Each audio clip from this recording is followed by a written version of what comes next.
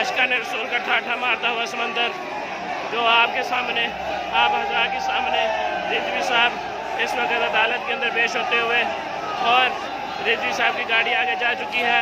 अब फ़रुक़ुल हसन कादी, इजाज़ अशरफी साहब और वो दीगर दूसरे कायनान की बड़ी गाड़ी जो कि वो भी अब अंदर दाखिल हो रही है।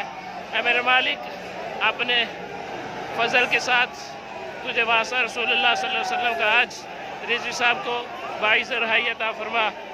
मेरे मालिक उनका कोई कसूर नहीं है, सिर्फ पैरा देना उनका ख़त्म नबूवत के ऊपर यही सबसे बड़ा उनका कसूर है, जिनकी वजह से इन जालिम हुकूमतों ने उनको गिरफ्तार किया हुआ है।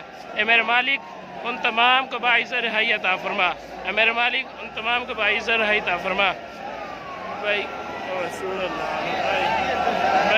लब्बैक या रसूल अल्लाह, लब्बैक लब्बैक लब्बैक या रसूल अल्लाह, लब्बैक लब्बैक लब्बैक या रसूल अल्लाह, लब्बैक लब्बैक या रसूल अल्लाह, लब्बैक लब्बैक या रसूल अल्लाह, लब्बैक लब्बैक या रसूल अल्लाह, लब्बैक लब्बैक या रसूल अल्लाह, लब्बैक लब्बैक या रसूल अल्लाह। अब एक